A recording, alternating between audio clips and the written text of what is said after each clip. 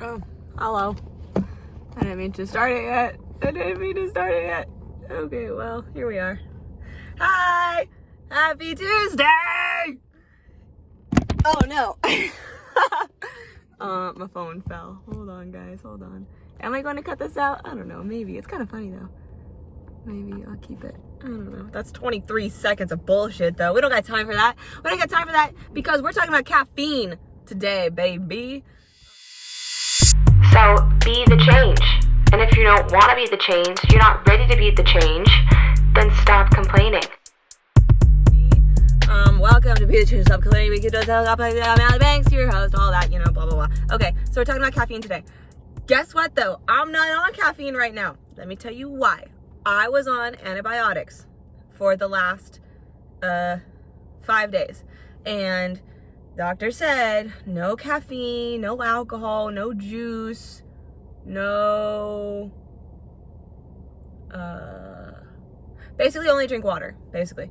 So I was like, fuck, dude, you know how much caffeine I drink in a day? Holy shit, like a lot. Like I drink a cup of coffee on my way to work, and then I drink a cup of coffee when I get to work, and then on first break I drink a cup of coffee, and then at lunch I drink a Monster, and then at third break I drink another cup of coffee, and then that's my coffee for the day. So I'm drinking way too much fucking coffee all day, or just, I guess, caffeine.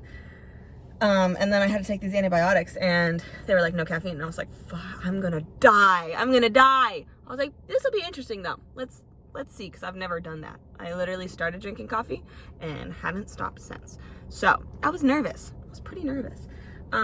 First day fucking sucked. Oh my God, the headache was brutal. And then second day wasn't as bad, but it was still like headachy. A lot of ibuprofen, let's just say that. Western medicine, hey. Oh my God. Also, by the way, I'm so sorry. Last week's episode, I accidentally uploaded the audio to the vitamins episode instead of the herbs episode. So you guys have gone a couple days without the right episode, and I apologize for that. A good friend brought it to my attention because he's my #1 fan and he listens to all my podcast episodes. So he was like, you uploaded the wrong. So it's fixed now. You can go listen to the herbs. I'm sorry. I did it at I uploaded it at 8 o'clock at night when I got home from work, and my whole fucking family, extended family, has been in town for the last 2 weeks. So I got home and everyone was at the house, and they're Greek, and I don't need to say any more about that. So it was pretty chaotic. I wasn't really focused, and I apologize. But now the right one is up, so we're good. So anyways, the headache on Monday really got me thinking, this can't be good for you. If not drinking it makes me feel like this, then caffeine can't be good for you. So I was really ready to just stop drinking caffeine entirely. Then I was like, no, I'm gonna do some research. And guess what? Caffeine is great for you. So I'm gonna tell you all about why it's great for you, and then I'm gonna tell you all the bullshit, fucking not great for you things that all of these articles have to say, that I can totally rationalize away to make it so that caffeine is only exactly good for you. So let's get started, shall we? Okay. So, let me cite my sources, of course. So we have medicalnewstoday.com. We have fucking, what's this called? blog.warriorcoffee.com. You know what? I don't think we're going to use this one. That doesn't sound like a reliable source at all. I don't know why I pulled that one up. Okay, never mind. And then Healthline. So we're gonna do Medical News Today and Healthline. That's what we're gonna do. I'm gonna get rid of this tab right now. First of all, the FDA, who we love and trust, right? Of course. Considers caffeine to be both a drug and a food additive. And they recommend only a maximum of 400 milligrams a day, which is I think 3 cups of coffee a day? Something like that. 400 milligrams. How many is that? 4 or 5 cups of coffee. Yeah. So 4 or 5 cups of coffee a day. So I'm in my healthy range, right? Okay. Did you know that you can caffeine overdose? I didn't know that, but apparently you can. Basically you'll just throw it up is the overdose. So, but it can result in death in extreme cases. So don't be a fucking psycho, okay? But it's okay. So food sources of caffeine, we know coffee, obviously. There's some teas that have caffeine in them. Chocolate, fun fact, has caffeine in them. And then like a lot of, I hate this angle of the camera. I know you're listening probably on the audio, but it also goes on YouTube, and I need to look out for my YouTube homies. So, hi YouTube. Okay, we're fixed, we're good. Anyways, there's a lot of companies or whatever that regularly add caffeine to other food products like gum and jelly beans and waffles and syrup and marshmallows and just like snack foods. They'll put caffeine in them. I don't know why they would do that, but they do. But whatever. So yeah, that's where you can get your caffeine. But let's talk about the benefits. Weight loss. But here, hold on. So weight loss in two ways. Weight loss in the behaviors associated with drinking caffeine, but then also weight loss in the physiology of like what happens in your body when you consume caffeine. So the behavior associated with drinking caffeine is that like, okay, so it suppresses your appetite. Caffeine suppresses your appetite, which will lead you to the behavior of eating less food because you are not hungry. Okay, so that's one way that it is associated with weight loss. Is just the behavior associated with caffeine because it suppresses your appetite. You're not going to eat as much. Okay, but then what it also does physiologically is it stimulates thermogenesis. And all thermogenesis is fancy fucking word for the heat produced within your body due to digesting food. So when your body is digesting food, it's burning energy, it's using a lot of energy, which is what thermogenesis is. It's just the process of digesting food. So when you drink caffeine, it stimulates that burning, the digesting of the food, the thermogenesis, okay? Which can lead to weight loss. And wait, there was like an actual number to go with that. Hold on. Oh yeah, okay. So caffeine may increase your metabolism by up to 11% and fat burning by up to 13%, which doesn't sound like a lot, but it's similar to so that 13% or whatever basically equals that, like, if you drink like 300 milligrams of caffeine a day, you'll burn like an extra 80 calories a day. Okay, and 80 calories isn't a whole lot, considering if you ever looked up your TDEE, like I fucking told you to months ago, most people need like 2,000 calories on the low end and like 4,000 calories on the high end. Okay, so 80 calories, not that much. But yearly, the average American will gain about 2 pounds. It's like 2.2, but about 2 pounds. Okay? Without caffeine. So, in order to not gain those extra 2 pounds a year, you can drink caffeine, coffee, tea, whatever the fuck you want to consume it, what form you want to consume it. If you consume caffeine, you will burn those extra calories that will lead to not a 2 pound yearly gain. Probably that makes sense. Like, read between the lines, guys. I think you get it. I'm not articulating very well because I'm not on caffeine. And I'll tell you another thing about caffeine. It stimulates focus. Stimulates focus, which is not what I have right at the moment. I just went to the gym without caffeine, guys. I did great. I was surprised, but it was interesting. And like the crash, the come down after all of the endorphins kind of subside post workout, it's hit me a little bit hard right now. But we're gonna keep going. So anyways, it boosts metabolism and fat burning, which is awesome. It also enhances exercise performance. We knew that, right? Pre-workout, you know what pre-workout is? It's fucking caffeine. It's caffeine with some other shit, basically. So if you drink caffeine, you have more energy, and then you work out better, basically, right?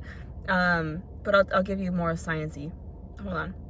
This is beneficial because, oh, this is Healthline. This is beneficial because it can help the glucose stored in muscles last longer, potentially delaying the time it takes your muscles to reach exhaustion. So you don't get tired as fast if you're drinking caffeine, okay? Also, it may reduce perceived exertion during exercise, which all that means is the workout feels easier because you're doped up on caffeine. So the workout feels easier, even though it's not, because you are caffeinated, which is awesome. And then there's like health benefits associated with it. It may protect against heart disease and diabetes. There's some research that says that lifelong caffeine consumption will reduce the risk of developing Alzheimer's disease and also Parkinson's disease, which is very interesting, isn't it? And then memory, research from Johns Hopkins University suggests that a dose of caffeine after a learning session may help boost long-term memory. So drink the caffeine after you study. College kids. I seriously doubt any college kids listen to this podcast. They don't want to know about health. Fuck that. Anyways, also liver and colon. This is kind of funny, guys. It's a little bit funny.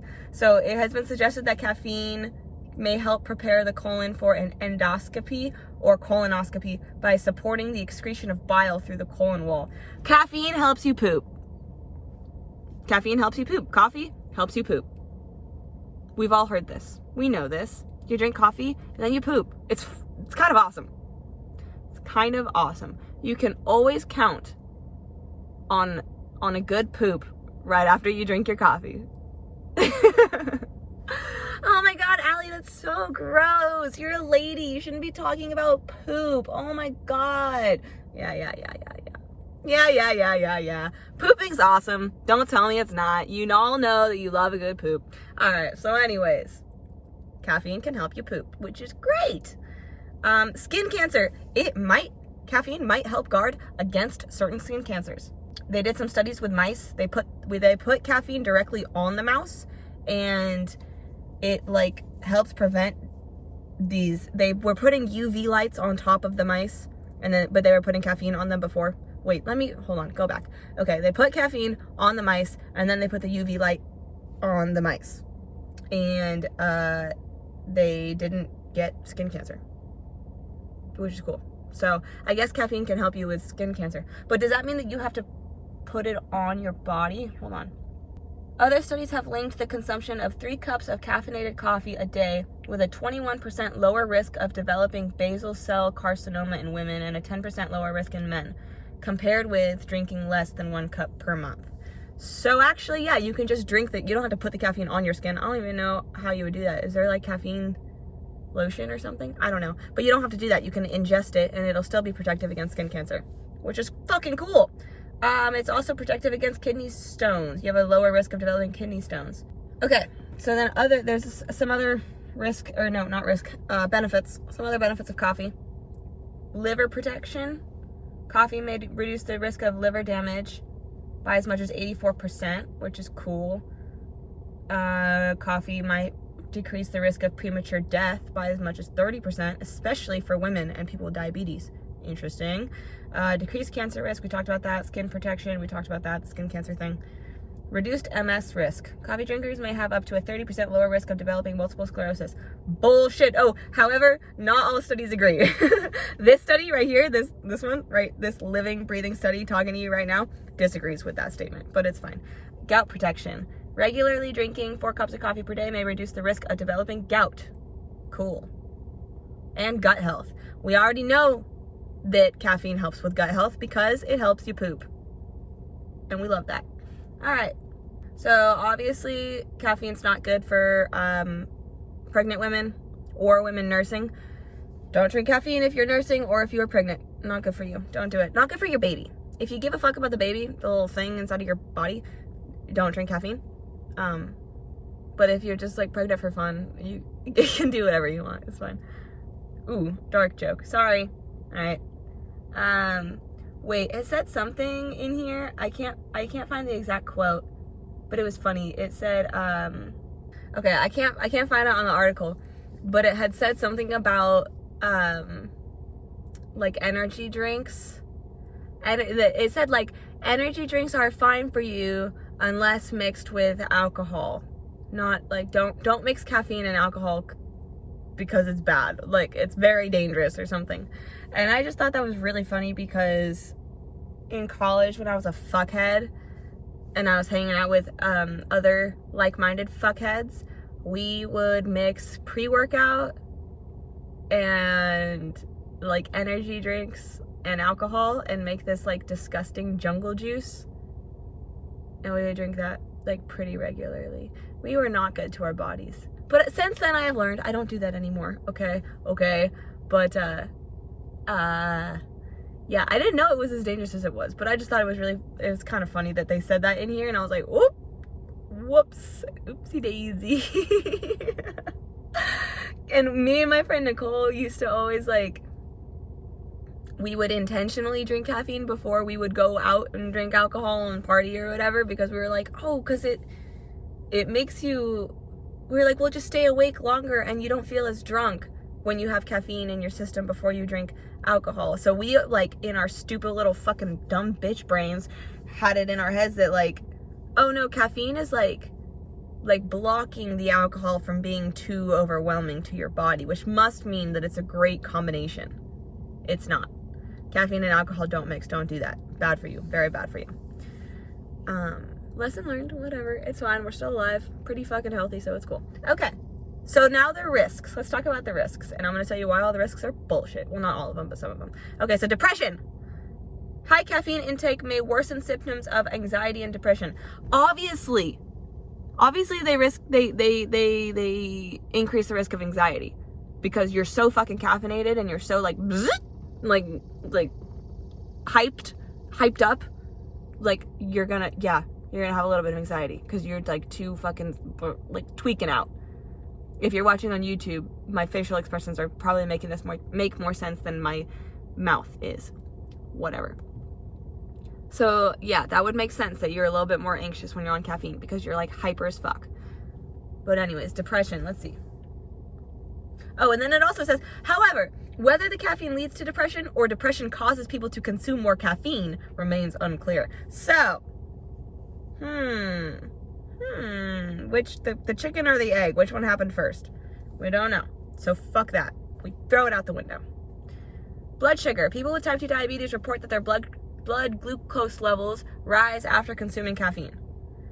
There is some evidence that caffeine may impair insulin action, leading to a small but detectable rise in blood sugar levels. So I guess it might impair your insulin from doing what it does to maintain your blood sugar levels. Blood glucose levels, blood sugar levels, same fucking thing. Obviously pregnancy, don't do it. Loss of pregnancy, delayed fetal growth, abnormal fetal heart rhythm. Don't drink coffee. Don't drink coffee when you're pregnant. Duh. Fertility. This one's a little bit scary. Some research suggests that caffeine may reduce muscle activity in the fallopian tubes, which carry eggs from the ovary to the womb.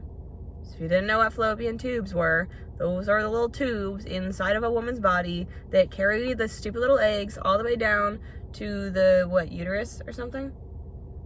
No. They carry it to the womb? Where does it go? Is the uterus the womb? I don't know. I don't know female anatomy at all, and I really should, but I don't. Whatever. It carries the eggs down to the place where the baby would live for the 9 months. Those are the fallopian tubes. Okay. So anyways, it may reduce the muscle activity in those little tubes, which would mean that caffeine reduces a woman's chance of becoming pregnant by about 27%. So that is a little frightening, mostly because I am not entirely sure that I want babies, but if I was told that I can't have babies, that would be worse, because then it wouldn't be a choice. But I'm pretty sure I can have babies. It'll buff, it's fine. Anyway, so there's that, kind of fucks with fertility a little bit. Breastfeeding, yeah, don't do that. Insomnia. Obviously, if you drink caffeine closer to bedtime, you're not gonna go to sleep. Fucking duh. Okay, moving on. Headaches. Caffeine consumption may be a modest risk factor for triggering chronic daily headaches. If you don't drink caffeine, which I just found out on Monday, if you drink caffeine over a long period of time, say about 12 years, and then you don't drink caffeine suddenly, yeah, you're gonna get a fucking headache. So, duh. Okay, and then it says, like, consuming over 400 milligrams of caffeine a day can lead to jitters and shakes, disrupted sleep, faster uneven heartbeat, high blood pressure, headaches, nervousness or anxiety, dizziness, dependency, dehydration, irritability, heartburn, upset stomach, muscle tremors, can interfere with the sleep cycle, blah, blah, blah. So what? Benefits outweigh the risks. Yeah.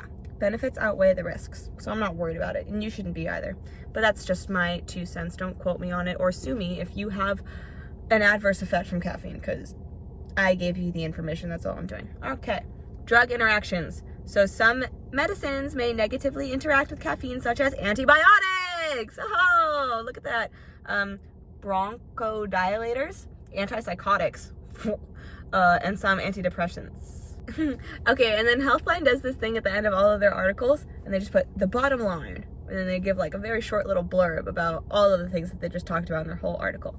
So, per Healthline, it says, the bottom line, caffeine isn't as unhealthy as it was once believed. In fact, evidence shows that it may be just the opposite. Therefore, it is safe to consider your daily cup of coffee or tea as an enjoyable way to promote good health.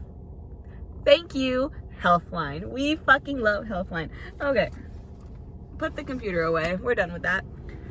So, all in all, caffeine is fucking great for you, and we are so happy to hear it, because I was really ready to just nix all caffeine intake. And I was like, I could do it because my body is a temple, but I don't want to do it. And then I was like, but floating around in space, like if I could just have a little bit of caffeine every night, like just a cup of coffee in the morning. I love my cup of coffee in the morning. Like, does it really matter all that? I was going off my rocker a little bit, trying to decide if I was going to drink caffeine or not drink caffeine. I have decided that I'm going to drink caffeine. Of course I'm going to drink caffeine. There was no way I was going to stick to that shit. Let's be honest. So yeah, caffeine. We love caffeine. Tell me why I'm so fucking hyper right now without the caffeine, though. That doesn't make any sense. So I think that's everything that I have today for you. Caffeine is good for you. There's some risks, but fuck those risks. They don't outweigh the benefits. They help with fat loss, which is really cool. Caffeine helps with fat loss. I'm sorry. They? Who's they? I don't know. The caffeines. All of the caffeines help with fat loss. So yeah. Anyways, if you want to talk to me, you know that you can talk to me. There's a link. You know the link. But I'll say it anyways. linktr.ee/BTCFit. If you want to be on the show, you can be on the show. Let me know. Hit me up. La-di-da-di-da. And then also leave reviews on Apple Podcasts. That would be very fucking helpful. And it makes me so happy. So, if I make you happy with this stupid little show that I do once a week, then maybe you could return the favor just like once and put like a cute little review on Apple Podcasts. That would be so cool. And that's all of it. That is the episode of Be the Change, Stop Complaining, your weekly dose of health podcast for the week. Happy fucking Tuesday. Happy fucking Tuesday. I love you. And of course, I will see you next week.